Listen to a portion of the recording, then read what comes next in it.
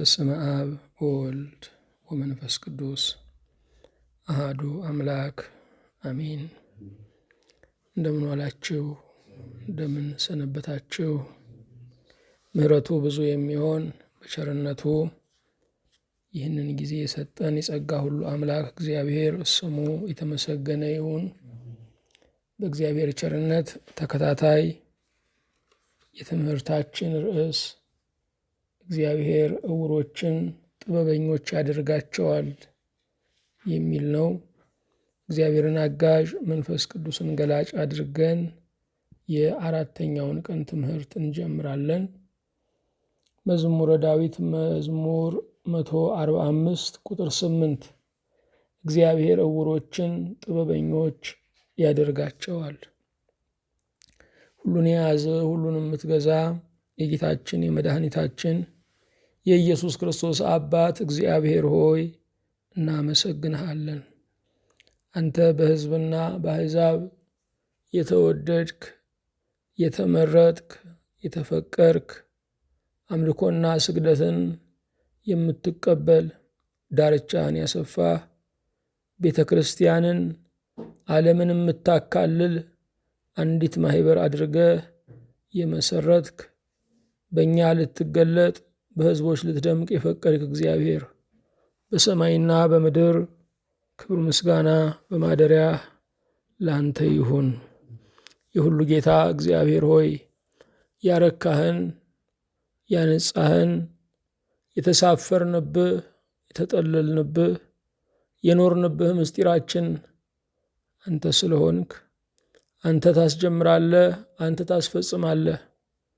ጅማሬያችን የሚያታግል እሺ ለማለት ዘመናትን የፈጀን ፍጻሜያችን የሚያስፈራን አቅማችንን እየለካን መንገድ ብቀርስ እያልን የምንደነግጥ ነን። አንተ ግን የጅማሬም የፍጻሜም አምላክ ስለሆንክ አልፋ ሆነ ታስጀምራለህ፣ ኦሜጋ ሆነ ታስፈጽማለህና በሰማይም በምድርም ክብር ምስጋና ለአንተ እናቀርብልሃለን። በማዳንህ የተደነቅክ እግዚአብሔር ሰውን ከገዛ ምኞቱ የምታድነው ከጠላትም የምትሰውረው ከክፉዎችም ዓይን የምትሸፍነው ማዳንህ ወደር የሌለው ከእሳት ነጥቀህ የምታወጣ ከትንታግ ውስጥም ነጥቀህ የምትታደግ ስምህ እግዚአብሔር የሆነው በአንተ የዳነው የሚታየው ዓለም በአንተ የተረፈው የሚዳሰሰው የሰው ዘር በሙሉ ለአንተ ክብርን ምስጋናን ቋሚ ምስክር ቋሚ ሐውልት ሆኖ ያቀርብልሃል።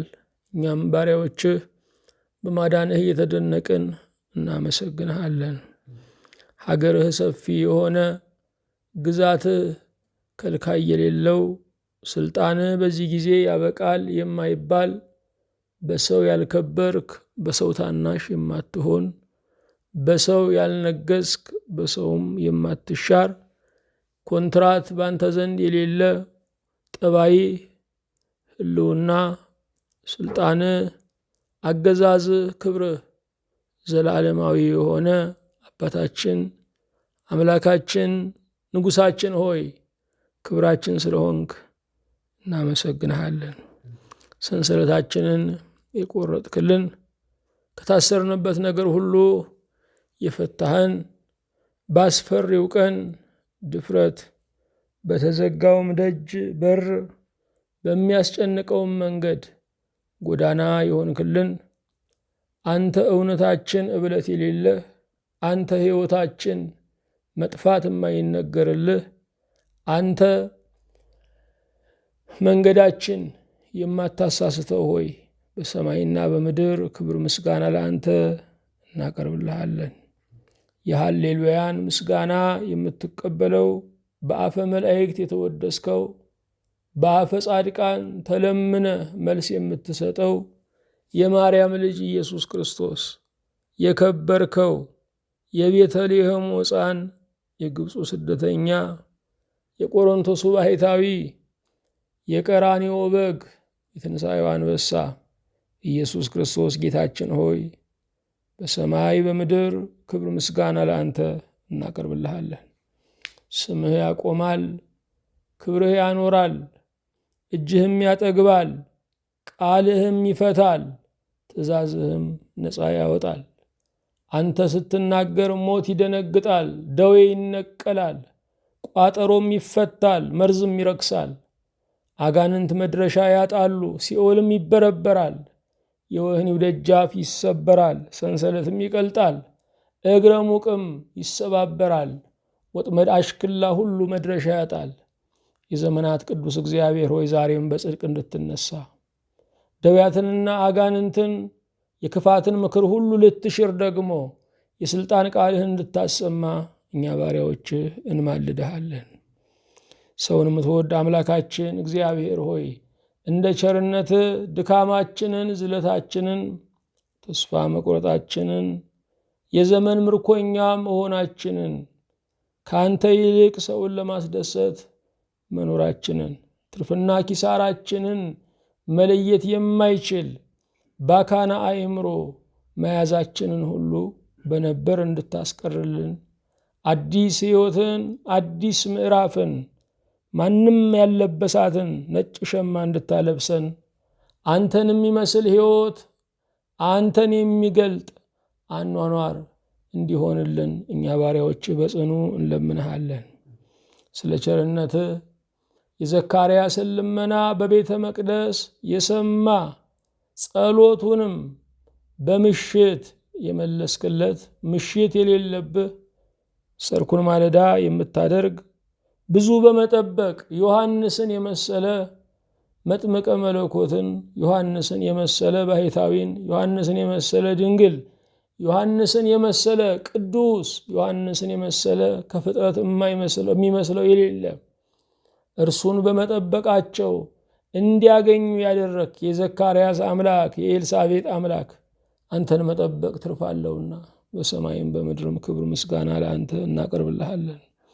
የእስራኤል ቅዱስ እግዚአብሔር ሆይ ቃልህን ሀብትና ንብረት ወርቅና አልማዝ ማርና ወለላ አድርገህ የሰጠህን የቃልህ ሀብትነት ባይረዳንም ቃልህ ግን ሰማይን ያለ ምሰሶ ያጸና በምድር ላይ የምንራኮትለትን ሀብትና ንብረት ያስገኘ ሁሉን ያመጣ ሁሉን ሊያሳልፍ የሚቻለው ነውና አቤቱ ሆይ በአደራ ስለተሰጡን ቃሎችህ ምስጋና እናቀርብልሃለን። የተወደድከው ጌታችን ሆይ እንደ ቸርነትህ እኔን ባሪያህን እነዚህን ባሪያዎችህን ድምፅህን በዚህ ምሽት በዚህ ቀን የሚሰሙትን ሁሉ በሰማያዊ በምድራዊ በረከትህ አቤቱ እንድትባርከን እንጸልያለን። የተወደድክ ጌታ እግዚአብሔር ሆይ ቅዱስ መልአክህን እንድትሰደው ወህኒውን ደግሞ እንዲበረብረው ምርኮኞችና እስረኞችንም ነፃ እንዲያወጣ ብሩክ መልአክህን እንድትልክ በሽተኞችን የተጫናቸውን የክፉን ኃይል ሁሉ የደዌን ኃይል ሁሉ መጥቶ እንዲያስነሳቸው ዛሬ ውሃው እንዲናወጥ ፈውስም እንዲሆን መጻጎች አልጋቸውን ተሸክመው እንዲዘሉ ለአንተ ክብርና ምስጋናን እንዲያቀርቡ እንለምንሃለን። ቅዱስ ጌታችን ሆይ ስለ ቸርነትህ እንዲሁ አልኖርንም። ዋጋ ስለተከፈለለት ሕይወታችን ሁል ጊዜም ጠንቃቆች፣ አስተዋዮች፣ የምንረግጠውን እምናይ እንድታደርገን አቤቱ እንማልድሃለን። በዋጋ ተገዝተን በነፃ ከመቅረት እንድትጠብቀን እኛ ባሪያዎች ደጅ እንጠናሃለን። ስለ ቸርነትህ ስለ ምሕረትህ ታላቅነት እኛን ባሪያዎችህን ትውልዳችንን ሁሉ አቤቱ ባርክልን። ይችን ሀገር የሚረከቡትን ሕፃናትን ወጣቶችን እንድትባርክ ጎልማሶችን መልካም አሻራ አኑረው በውስጣቸው ያለውን ጥበብና አቅም ለትውልድ አስረክበው ሽማግሌዎች መርቀው መንገድ መርተው ክፉዎችን አመፀኞችን ገስጸው አላዋቂዎችን ታሪክ አስጠንተው እንዲያልፉ አቤቱ በጽኑ እንጠይቅሃለን። በፊትህ በቆምን ጊዜ እንድናስባቸው ያዘዙንን ሁሉ አቤቱ በቸርነትህ አስባቸው። አምላካችን ሆይ የወንጌል አገልግሎትን የሚያግዙትን ድምፅህ በዓለም ዳርቻ ሁሉ እንዲሰማ ሕይወታቸውን፣ ዘመናቸውን፣ አቅማቸውን ሁሉ የሰዉትን ሁሉ በማይረሳ አእምሮ አቤቱ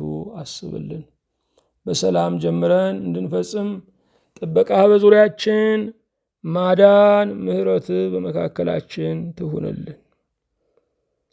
ሁለት አፍ ካለው ሰይፍ ይልቅ ቃል ያለህ አማኑኤል ሆይ አቤቱ ይቅር በለን። የአለቆቻችን ሁሉ አለቃ፣ አዛዦችን ሁሉ የምታዝ አማኑኤል ሆይ አቤቱ ይቅር በለን።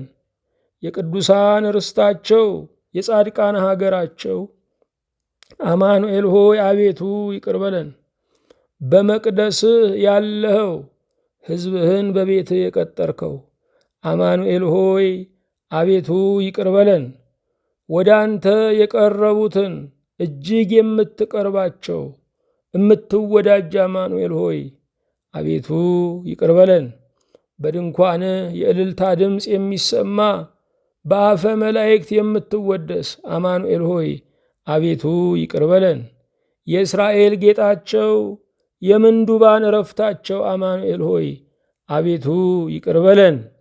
ለእኛ አምላካችን ተብለ የተጠራ የምንኮራብህ በጠላት ፊት ሰይፍና ጋሻችን አማኑኤል ሆይ አቤቱ ይቅር በለን።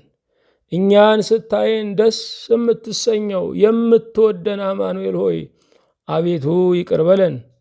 ለጥቅማችን የምታስተምረን የምትመክረንና የምትቀጣን አማኑኤል ሆይ ወላጅ እንደሌላቸው ልጆች ያልተውከን አቤቱ ይቅር በለን። ምስጋና ጽንፍ የሌለው የክብርህን ያህል የዘመረልህ አንድም ፍጥረት የሌለ አማኑኤል ሆይ ይቅር በለን። ታላቅነትህ የማይደረስበት ከፍታህ መለኪያ የሌለው አማኑኤል ሆይ አቤቱ ይቅር በለን። የጽድቅ ቃል ያለ ከአፍህም የሚፈውስ የዘላለም ሞትን የሚሽር ቃል የሚወጣ አማኑኤል ሆይ አቤቱ ይቅር በለን።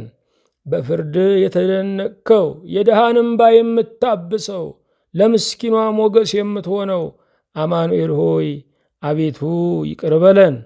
ውሃው የማያሰጥም የመሬት ስበት የማይዝ ከፍታዎች የከፍታ መግለጫ የማይሆኑልህ ከውቅያኖስ ይልቅ የጠለቅከው አማኑኤል ሆይ አቤቱ ይቅር በለን።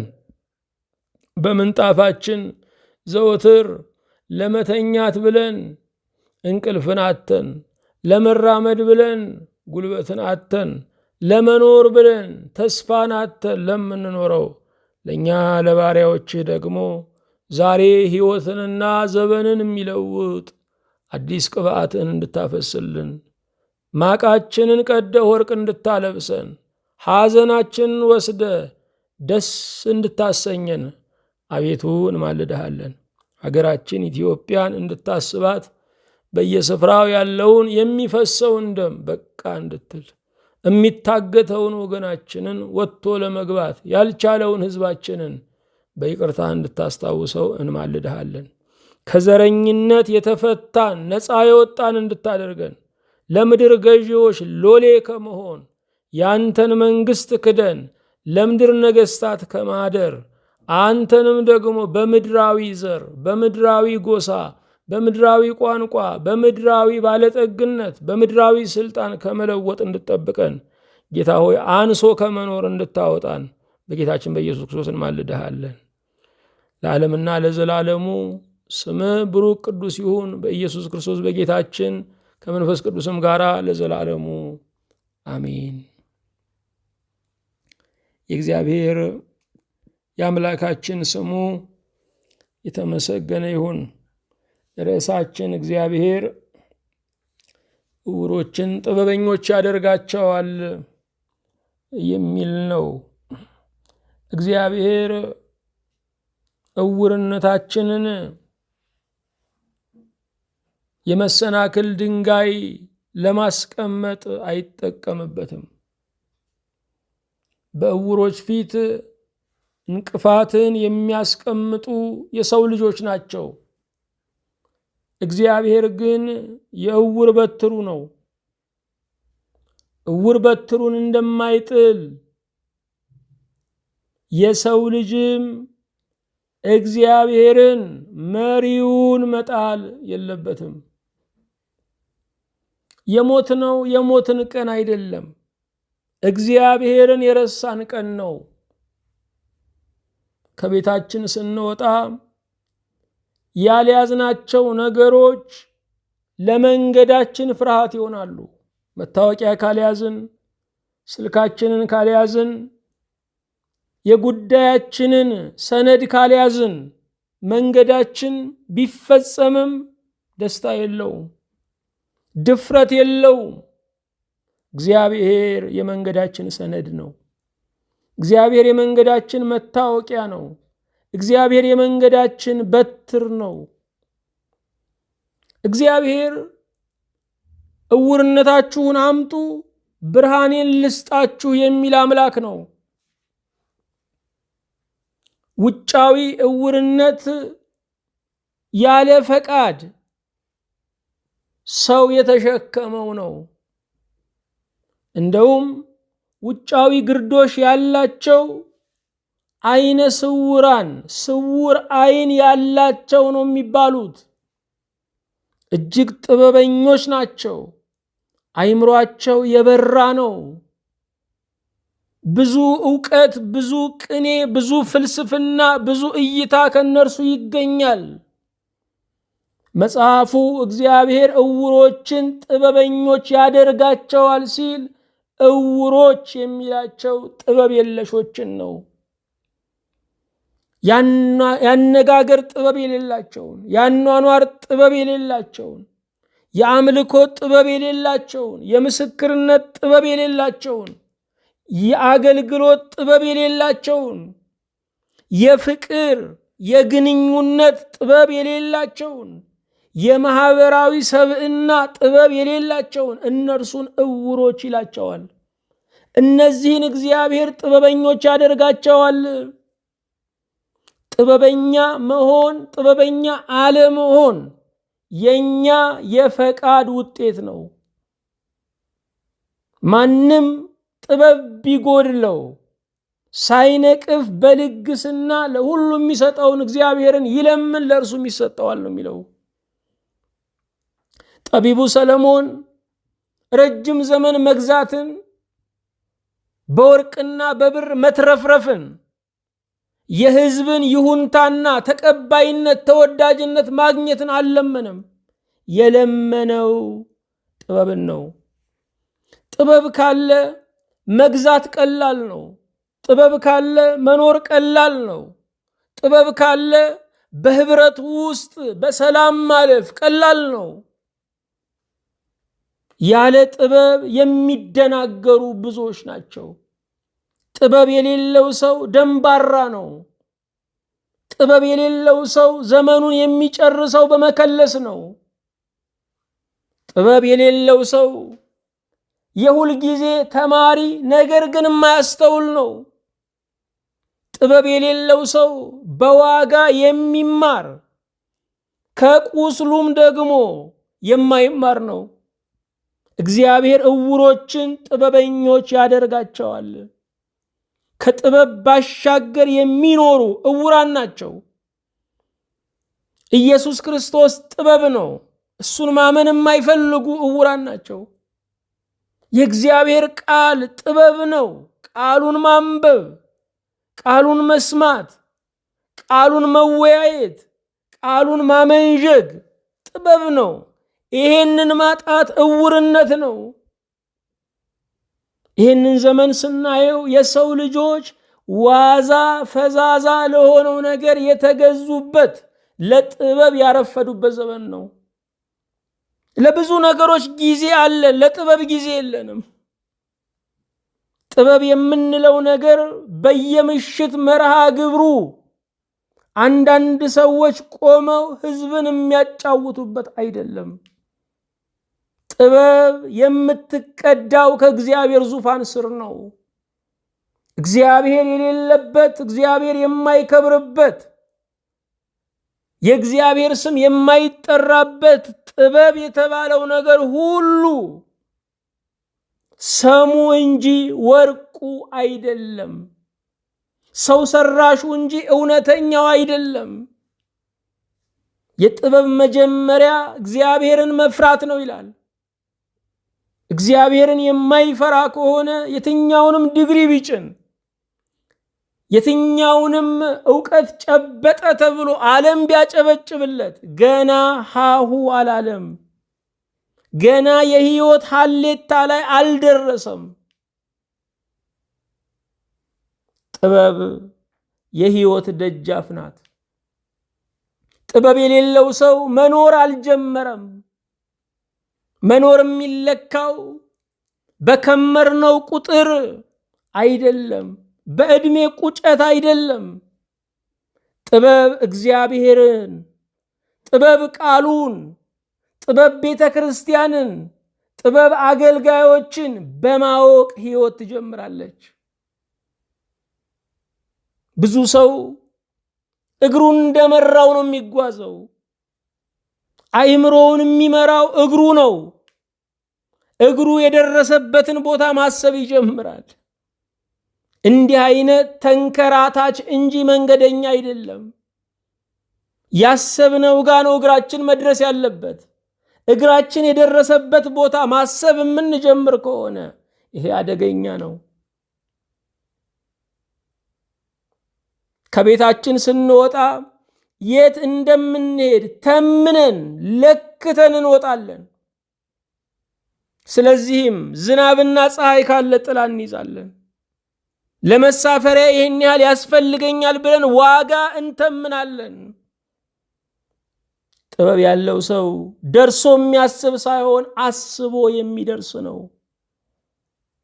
እግዚአብሔር የሰጠን ሕይወት ንዝህላል አይደለችም። እግዚአብሔር የሰጠን ሕይወት ግብታዊ አይደለችም። እግዚአብሔር የሰጠን ሕይወት ጨፍነን የምንተኩሳት ኢላማ አይደለችም። እግዚአብሔር የሰጠን ሕይወት ስንደርስ የምናውቃት ምስጢርም አይደለችም።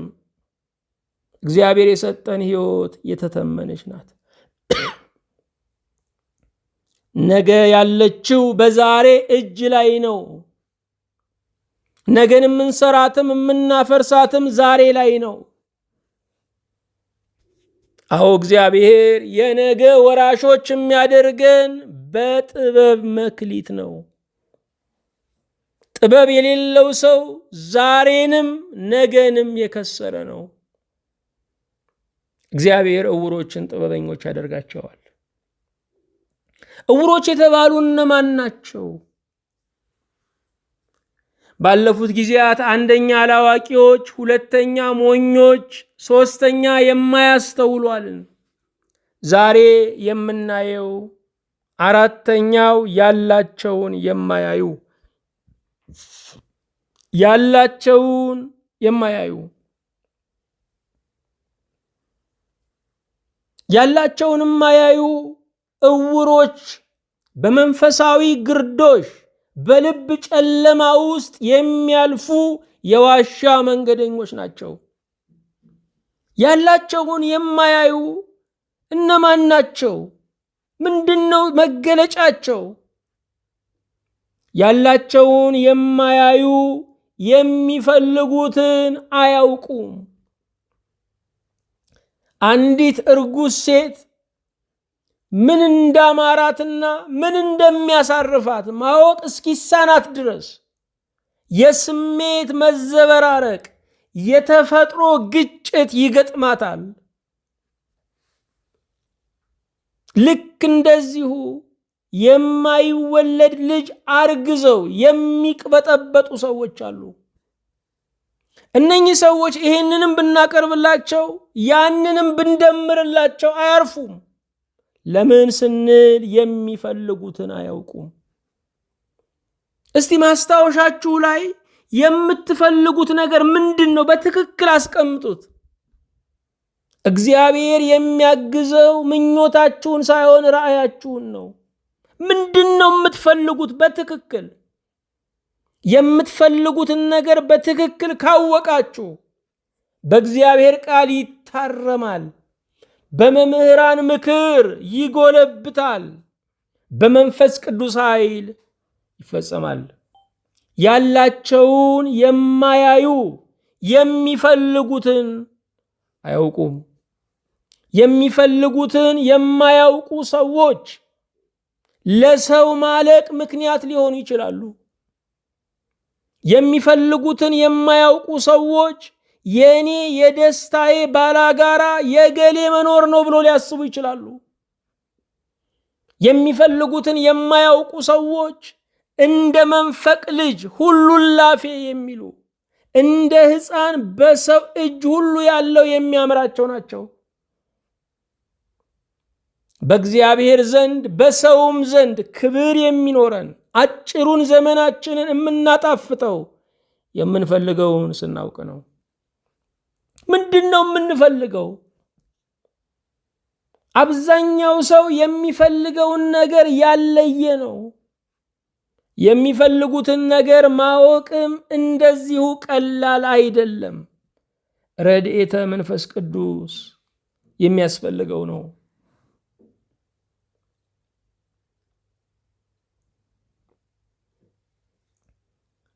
ያላቸውን የማያዩ ሰዎች እውሮች ናቸው።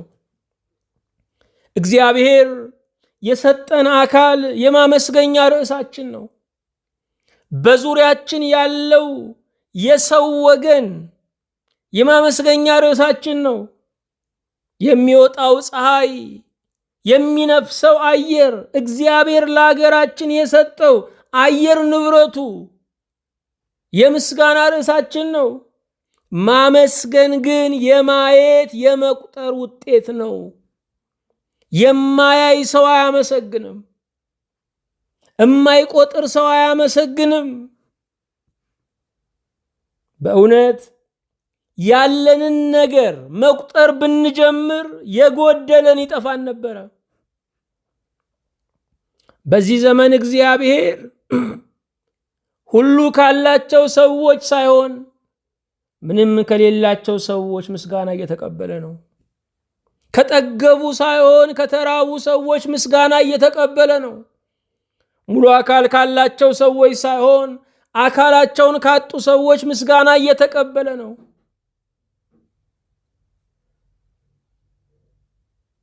አንዳንድ ሰዎች ገንዘብ አላቸው፣ አንዳንድ ሰዎች ደግሞ እግዚአብሔር አላቸው።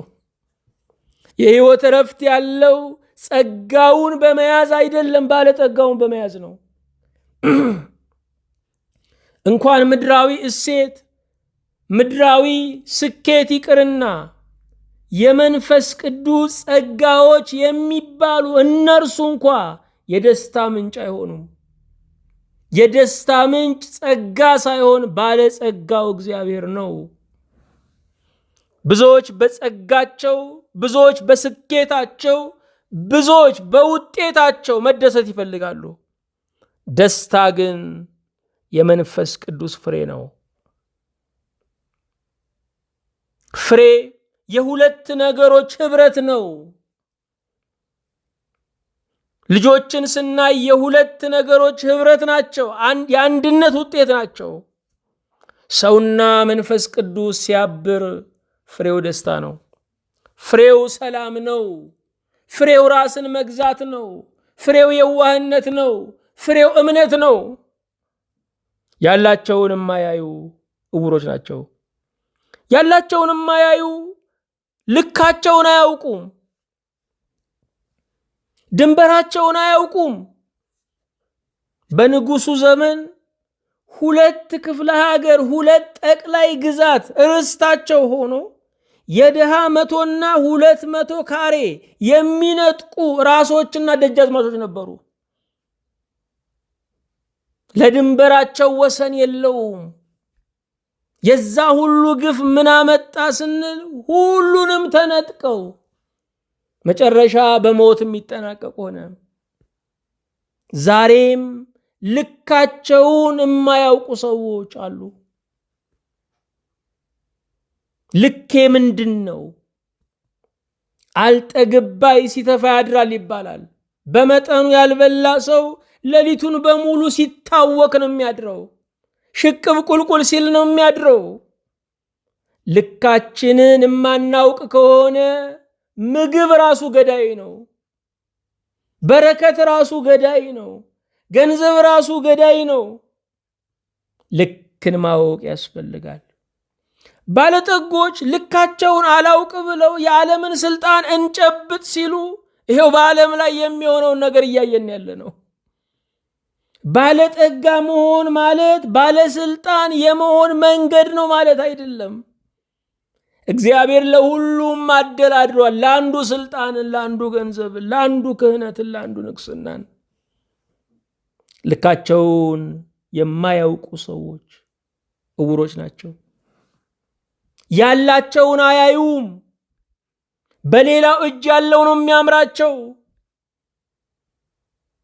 የሰው ልጆችን ታሪክ ስንመለከት እነ ኦዚያንን ስንመለከት የንግስና ስልጣን ነበራቸው። ቤተ መቅደስ ገብተን ካላጠንን አሉ።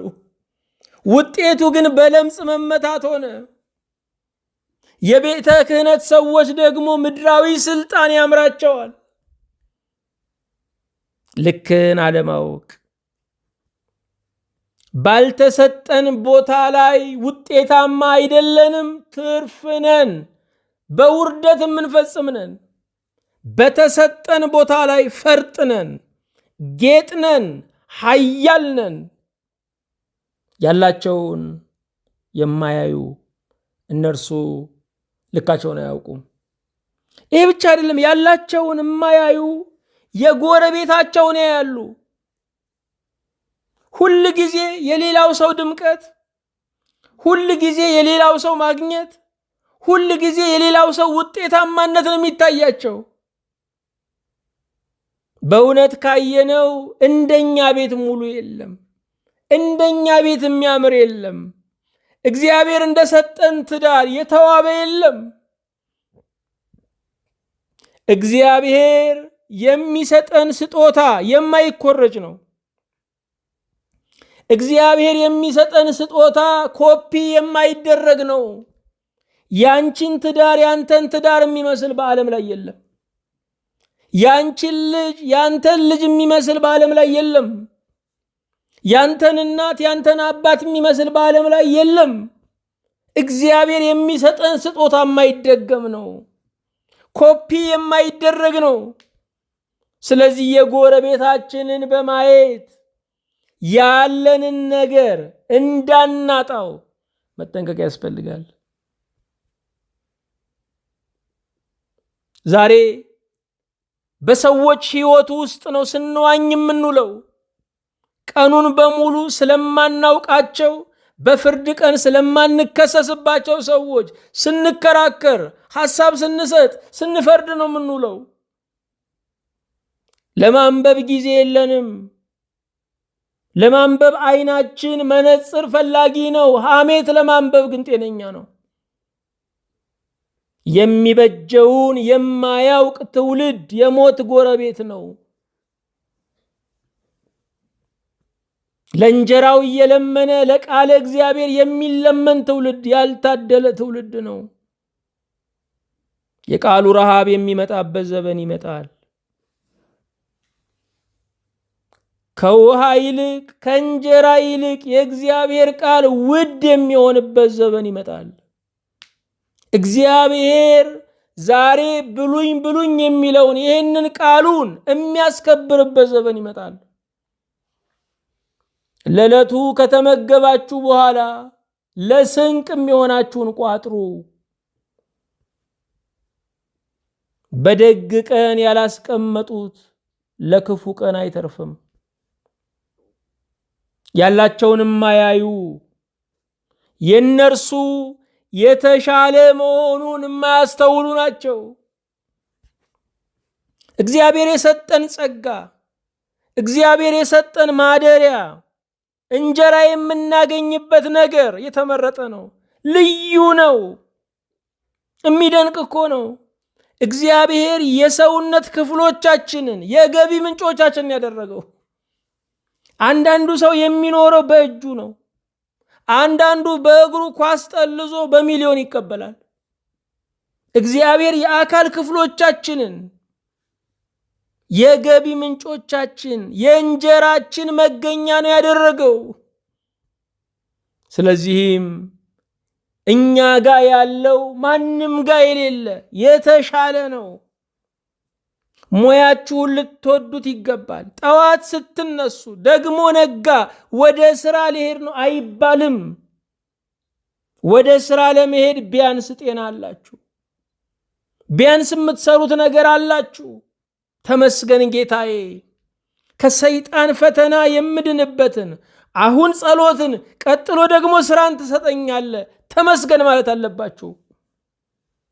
ስራ የፈታ አእምሮ የሰይጣን ወርክሾፕ ነው ይባላል። ስራዎቻችንን ልንወዳቸው ይገባል። ስጦታዎቻችን ናቸው። የሰው ልጅ የተፈጠረው ለመስራትም ነው።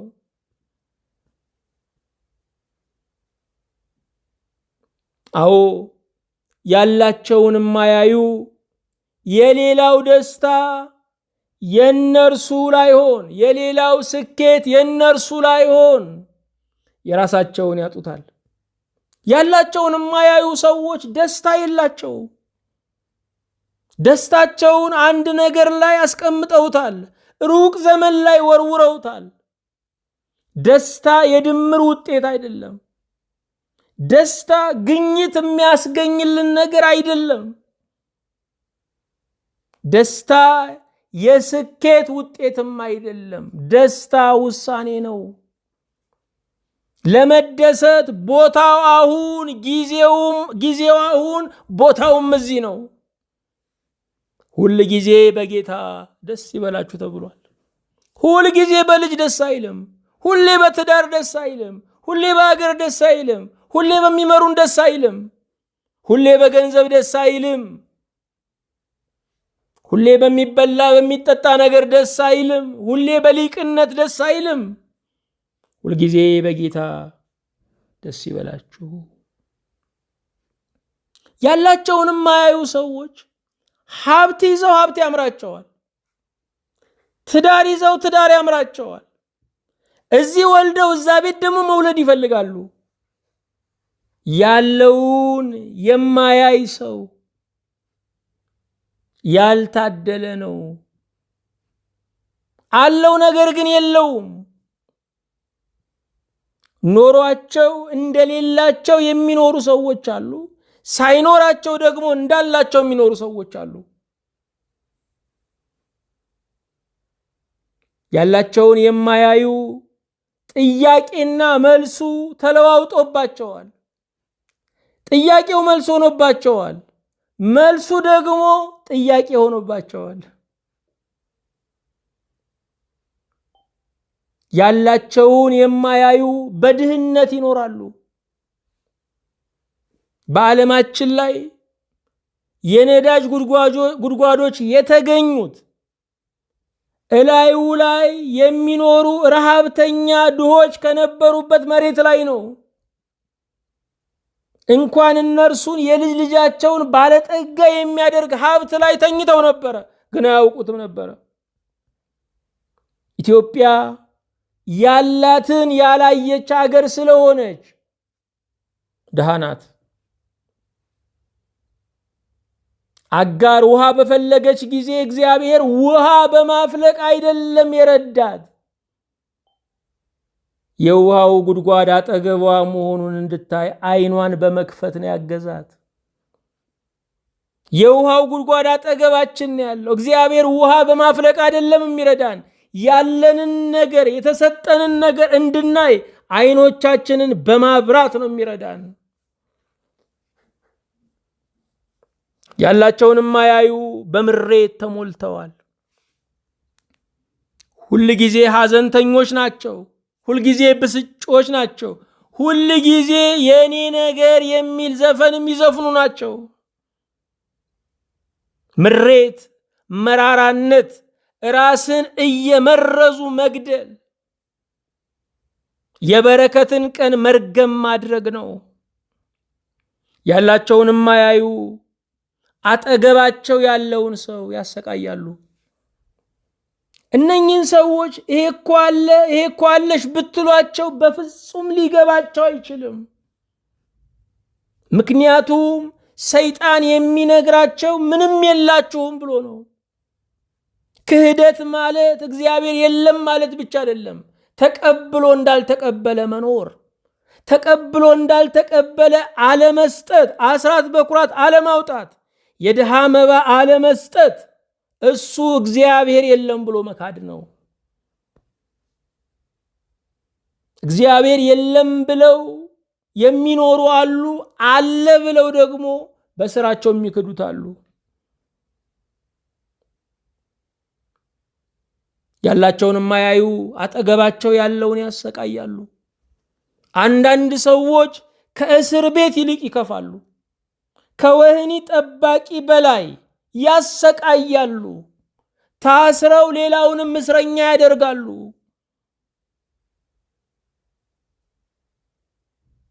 ምድር እነማን እንደሚኖሩባት አስቀድማ ብታውቅ ኖሮ አትፍጠረኝ ብላ እግዚአብሔርን ትለምነው ነበር ይባላል። ዛሬ ምድር የተሸከመችው ብዙ ነው። እግዚአብሔር ምድርን ስላጸናት ጸንታለች።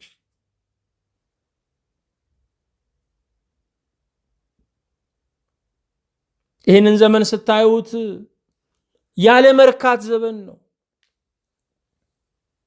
ሁሉም ሰው መታዘዝ የማይፈልግበት አዛዥ መሆን የሚፈልግበት ነው። ሁሉ ሰው ሚሊዮነር መሆን የሚፈልግበት ነው።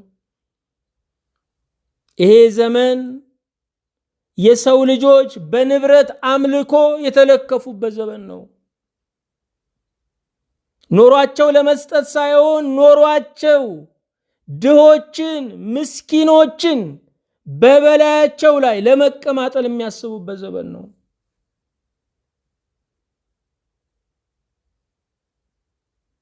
ምናልባት ዛሬ በሌሎች እጅ ያለው ሀብት በእኛና በሕዝባችን ላይ ቢሆን ኖሮ በታማኝነት ለተራበ ስንሰጣለን ወይ? ለተቸገረ ስንሰጣለን ወይ? ለእኔ የሰጠው ለሁሉ ይስጠው ነው የምንለው። እግዚአብሔር የሚሰጠው እኮ በእኛ በኩል ነው። የእግዚአብሔር እጁ እኮ እኛ ነን። እግዚአብሔር የሰጠን የእኛ ብቻ አይደለም፣ የሌሎችም ድርሻ ነው። እንዲሁ የተጨነቅንለትን ነገር እኛ ያለፍን ቀን ማንም ይራኮትበታል። ገንዘባችን ያለ ውለታ ተበትኖ ያልቃል። በሚያልፈው ገንዘብ የማያልፍ ስራ እንስራበት። ያላቸውን የማያዩ ዛሬን አይኖሩም። ሁል ጊዜ ነገ፣ ሁልጊዜ ነገ፣ ሁልጊዜ ነገ የሚሉ ናቸው። የሰው ዕድሜ ጥቂት መሆኑን የማያውቁ ናቸው። የሰው ዕድሜ 24 ሰዓት እንኳን ማይሞላ ከፀሐይ መውጣት እስከ መጥለቅ ድረስ ያለው ክፍለ ጊዜ ነው።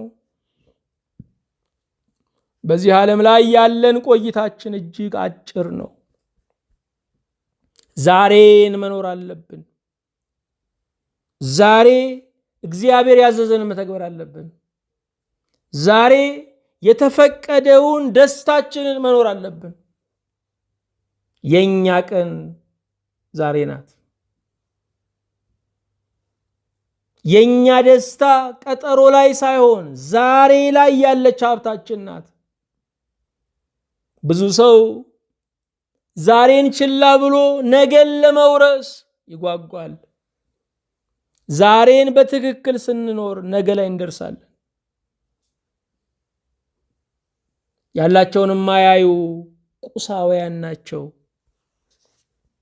ሕይወትን መኖርን የመሰረቱት ንብረት ላይ ነው። ቢታመሙ በገንዘባቸው እንደሚታከሙ ነው የሚያስቡት። ገንዘብ መድኃኒት ይገዛል እንጂ ጤና አይገዛም። ትልልቅ ሐኪም ቤት ያደርስ ይሆናል እንጂ ፈውስ አያመጣም።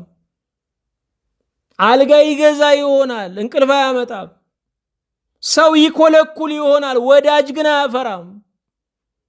የገንዘብ አቅሙ እጅግ አነስተኛ ነው። ያላቸውን የማያዩ ቁሳውያን ናቸው።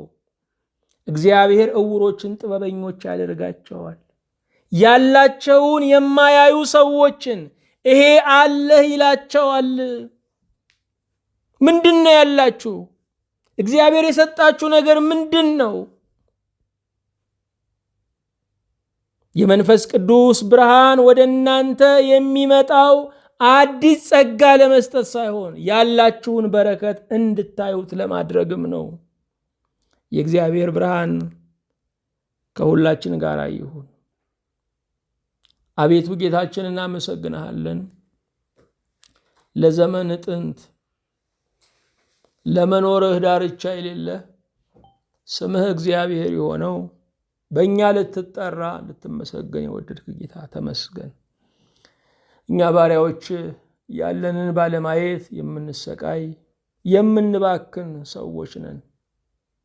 ለአንተ ምስጋና ለማቅረብ ገና ጸሎት ያልሞላም ስለት ያልደረሰም እንላለን። ለምነን ከምንቀበለው አስበ የሰጠህን ይበልጣል። ሰው መሆን አስበ ሰጠህን። መዳናችን አስበ ሰጠህን። ሚሊዮን ዓመት ብንኖር ሚሊዮን ጊዜ ብንቀበል ከተቀበልነው አይበልጥም። እርሱም መዳናችን ነው። የዘመናት ቅዱስ እግዚአብሔር ያለንን እንድናይ አይኖቻችንን አቤቱ አብራለን። በእይታ የምንሰቃይነን፣ የእይታ ችግር ያለብንን፣ የቅርቡንም የሩቁንም ማየትም አንችልን። አቤቱ መንፈሳዊ ኩልህን እንድትሰጠን አጥርቶ ለማየት እንድታበቃን በጽኑ እንጠይቀሃለን። ይህን ጊዜ ስለሰጠህን እንፈጽመው ዘንድ ደግሞ ስላገዝከን በጌታችን በኢየሱስ ክርስቶስ ምስጋና ለአንተ እናቀርብልሃለን። ዛሬም ዘወትርም ለዘላለሙ በማይፈጸም ዘመን አሜን።